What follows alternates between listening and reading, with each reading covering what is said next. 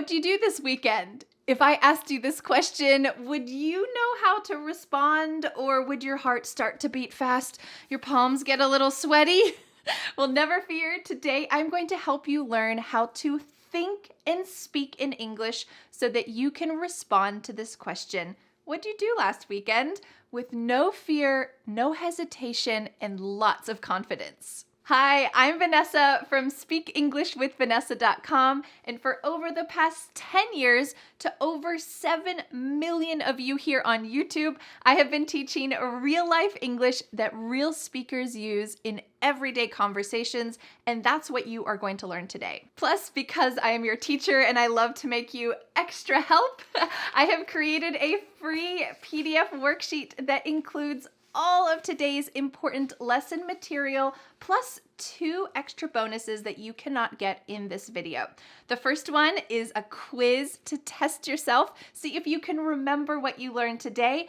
And the second one is a downloadable speaking practice. Many of you have said that you love these downloadable speaking practices, and I want to help you have more speaking practice. So when you get the PDF worksheet, you can click on the link that will give you this speaking practice. You can carry it wherever you go and practice speaking in English. So how can you get this worksheet plus quiz and speaking practice?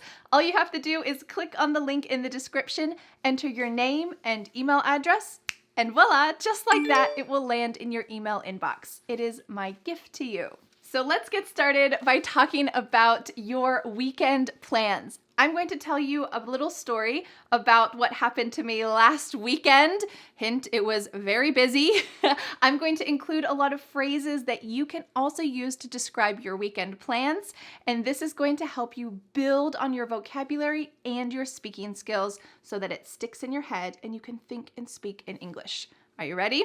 Listen carefully to what happened to me last weekend, and then we'll break down the vocabulary.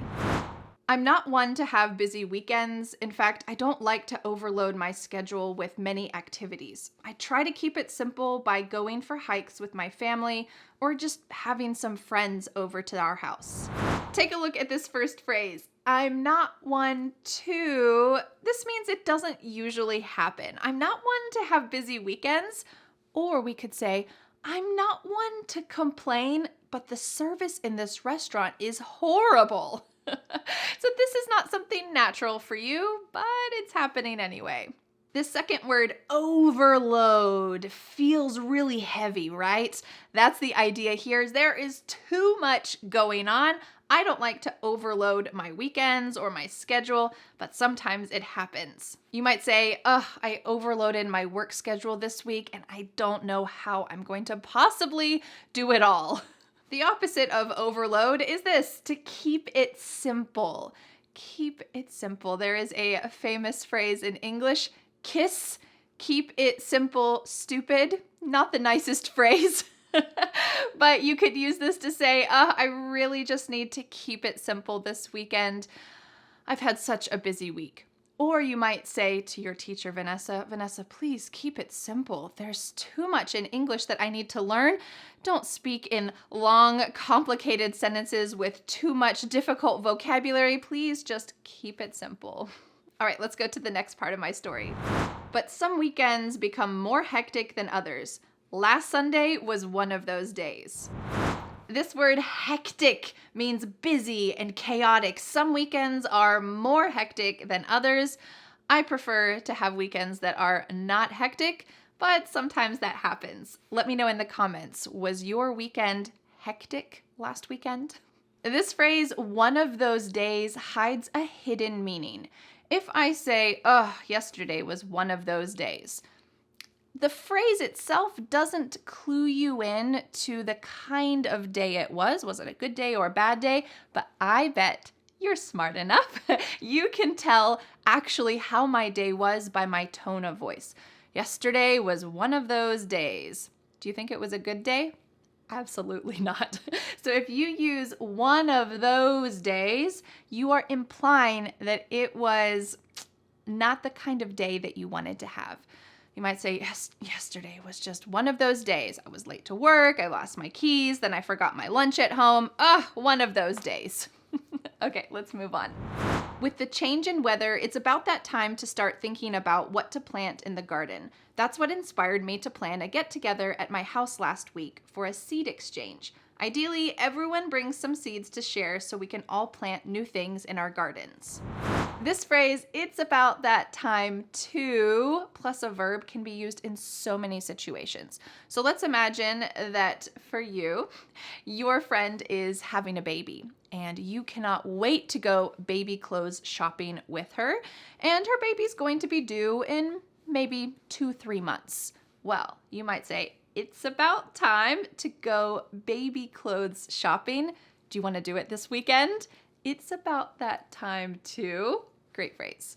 This phrase, "a get-together," is a great example of a time when a verb can be used as a noun in a slightly different context. So here I said, I had a small get-together. We could say, "Do you want to get together?" That's a verb. Do you want to get together at my house? But I used it as a noun and I said, I planned a get-together at my house. A get-together. And it simply means that we are getting together. Simple, right? Let's move on. I sent out text reminders, prepped food and drinks, tidied up the house. I also reminded my kids to be on their best behavior. I wanted to highlight this first phrasal verb here. I sent out text reminders, to send out. We could say I sent text reminders. Totally fine, absolutely acceptable, but sometimes in daily conversational English, we will choose to use the phrasal verb because it sounds more conversational. I sent out text reminders. So here it has the exact same meaning, but it just sounds a little more natural. This word, I prepped food and drinks, to prep something, is shortened for prepare. I need to prep some food and drinks before people come over. Do you ever prep food and drinks before people come over to your house? Probably so. You could say I prepared, but it's a little more conversational to say prep. And then we have this lovely phrasal verb, to tidy up. This is something essential to do. I think it is within our nature that when guests come to our house, we can't stop ourselves. We have to tidy up. If people come to your house and you don't tidy up, well, maybe you are not human. It is within our human nature to want to tidy up when guests come over. It simply means you put away all of the mess. Maybe you shove it in a closet or another room, or maybe you actually clean it up and you make sure that your house looks nice and tidy. And this final phrase here, I told my kids to be on their best behavior, is a full fixed phrase that we use all together. It's often used for children because children often misbehave, but we can also use this for adults as well. Let's imagine that you are going on a first date with someone. You've never talked with them before in real life. You're going on a first date with them and they're kind of rude.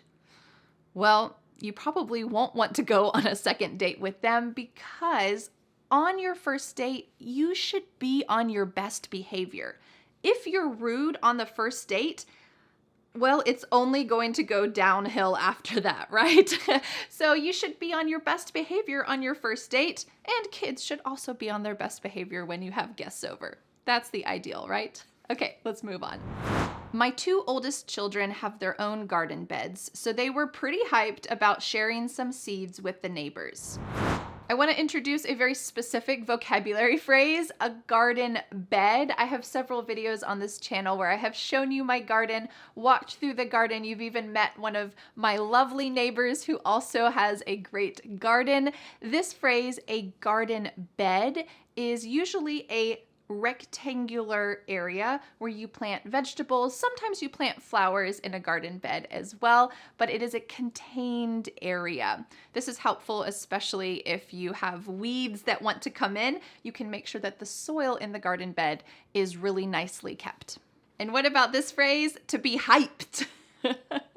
My kids were hyped about the garden club meeting, so we could say they were excited. It is simply a synonym for excited. They were hyped about the meeting, and we could say I'm hyped for every trip that I go on. I'm really excited to travel, and I get hyped before a trip. Maybe you get hyped when you realize there's going to be a new Speak English with Vanessa lesson out. Oh, on Friday's coming. I'm so excited. You are hyped for the new lesson. Great.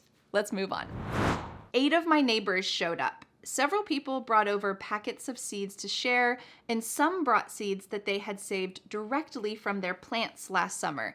It was such a good opportunity to bond with my neighbors. This phrasal verb, to show up, means to arrive. Yes, this is the direct meaning, but it also has a slight nuance to it. It means you're not exactly sure how many people are going to show up, but you don't need to say, I don't know. It means there's an element of surprise or unknown. So you might ask, how many people showed up to the meeting? Well, if you were expecting 50 people, you might say, well, actually only 20 people showed up. I was kind of surprised. So here it is implying that you don't exactly know how many people are actually going to be coming. How many people showed up? Well, at my gathering, there were 8 people. This phrase, to bond with someone, is a very kind phrase. Here I talked about bonding with my neighbors. I'm talking about creating a closer relationship. We are growing our friendship bonds. You can also bond, for example, with your children. You might say something like, I try to bond with my kids by listening to the type of music that they enjoy. Well, as your kids get older, it might be more difficult to connect with them, so listening to music together could be a way to bond in a deeper way. All right, let's continue. A few hours later, everyone headed home, and I had a moment to catch my breath before the next event. Yes, there was a next event. This lovely phrase is one that I use all the time, but I don't see English learners using that often, and I want to make sure you can use it. To head home means simply to go home, but we use this verb to head to talk about simply starting the journey. So you could say, well, I think I need to head home. It's getting late. This is commonly used all the time. You could say, I need to go home.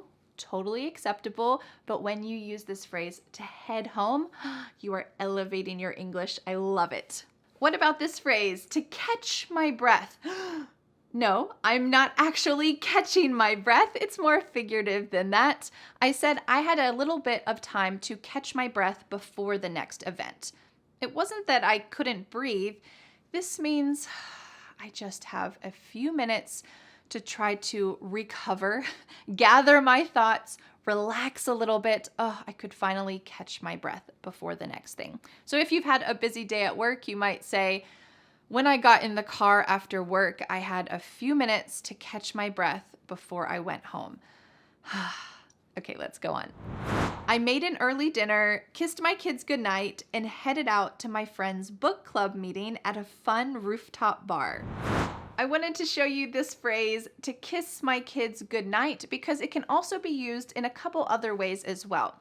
When I was saying goodnight to my kids, what did I do? I gave them a kiss and said goodnight. But I reduced all of these ideas to just, I kissed my kids goodnight. You might say this about your partner, I kissed him goodnight. Or you might say this at the end of a date, I kissed him goodbye. Okay, there are some famous songs as well that are rather ironic, I would say. They're trying to use this in a clever way. When they say, I kissed him goodbye, that means goodbye, good riddance. I don't want to see you anymore. I kissed him goodbye. So if you look up some songs about kissed him goodbye, they're quite funny. I think a lot of these are kind of country songs. But you'll get the sense of this phrase. We can just kiss someone goodnight, kiss someone goodbye, or we can kiss them goodbye. Do you recognize this word, to head? Here we're using it as a phrasal verb, to head out. Earlier you heard to head home, and now we're talking about leaving, and we're using that same verb again, this time as a phrasal verb with the word out. I'm heading out. Or you could say, for example, I'm heading out to the store. Do you need me to get you anything? I'm heading out to my book club meeting. I'm going out, but we're leveling it up and saying heading out. Let's go on. We spent the evening discussing the characters and how the book turned out. I want to stop after just this phrase and explain this phrasal verb, to turn out. We're talking about the ending of the book, what happened in the end, but there's a slight nuance here. We're talking about how the book turned out. There's a bit of surprise here. We don't know what's going to happen at the end of the story. And you don't know what's going to happen at the end of my story about my day. So you don't know how it's going to turn out.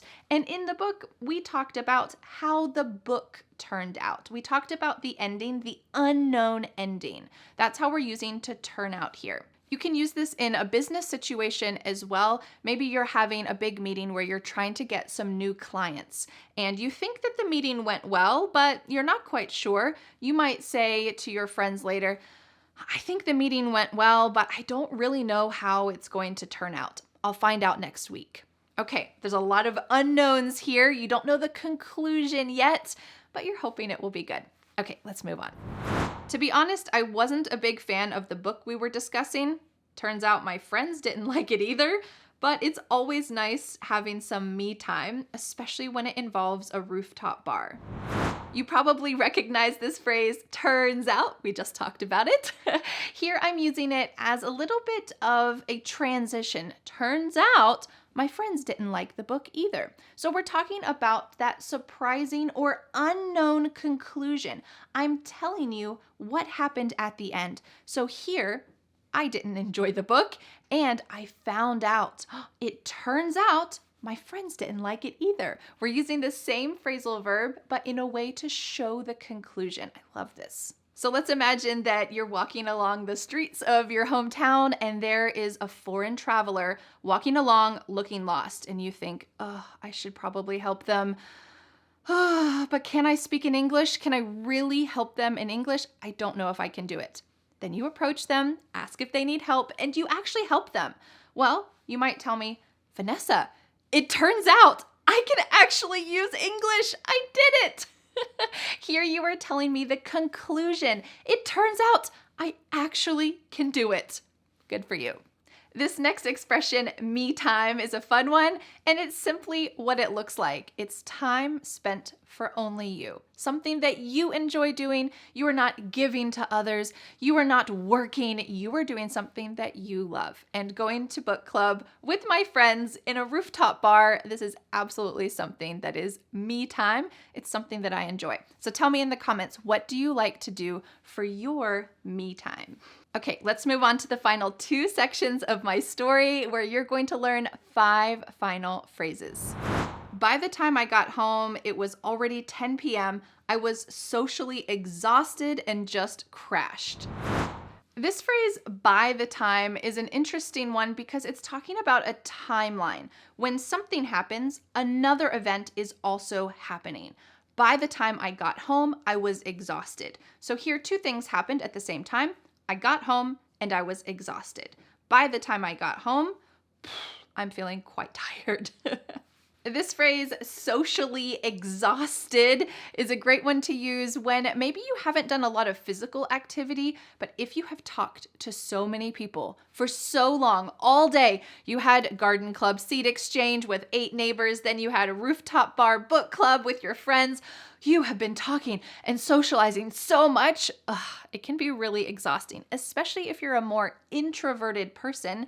A little bit of social stimulation will be even more exhausting for you. So you could say, I was just socially exhausted after talking with clients all day. It's probably true. This next word, to crash, is not talking about a car crash. Instead, it's talking about your body. At the end of the day, what are you going to do if you are exhausted? You are going to flop down on the couch or in your bed and crash. It just means that your body is so exhausted that you're just going to lay there. You're not going to do anything necessarily productive. You're just going to lie there and crash. So if someone says, hey, what are your plans for this weekend? You could use this phrase if you have had a really busy, exhausting week. I had such a busy week. This weekend, I'm just going to crash. Maybe you'll just watch Netflix all weekend. Okay, let's go to the final part of the story and the final phrases.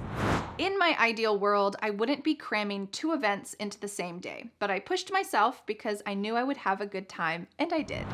In my ideal world is a great phrase for talking about this dream of a way that you wish the world was. So let's think about this for your English goals. In your ideal world, what do you wish you could do with English? So you might say, in my ideal world, I would be able to communicate easily with clients.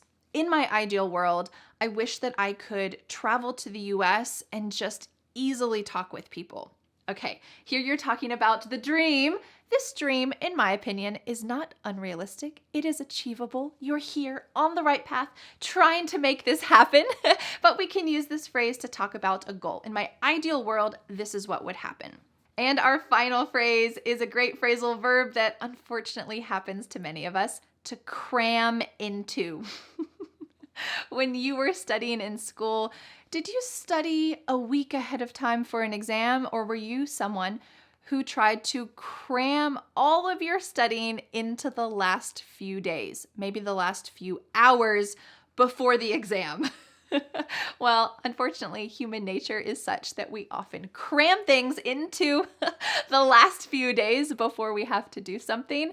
So we can use this to talk about our daily lives. I try not to cram everything into the last few minutes, but I sometimes do. And even though I crammed those 2 big events into one day, I still had a good time. Sometimes you can just push yourself and make it happen. Well, great work practicing thinking and speaking in English today. The next step is to download today's free PDF worksheet. This is a 13-page worksheet that includes everything you learned today, plus a bonus quiz. Test yourself and see if you can really remember all these phrases, plus a bonus speaking practice. I want to help you speak. Today you listened, you learned new vocabulary, and it will become your chance to speak and practice this. When you download this worksheet, you will be able to download the bonus speaking practice so that you can use it anywhere you go and level up your English skills. How can you get this worksheet? Just click on the link in the description, enter your name and email address, and voila, just like that, it will land in your email inbox. It is my gift to you. Well, thank you so much for learning English with me. I want to ask you a question. Let me know in the comments, what did you do last weekend? Try to use some of the phrases that you learned in today's lesson, and I will see you again next Friday for a new lesson here on my YouTube channel. Bye. But wait, do you want more? I recommend watching this video next, where you will continue to learn to think and speak in English while talking about technology. This is a very relevant topic, and you need to be able to speak about this in daily life. I'll see you there.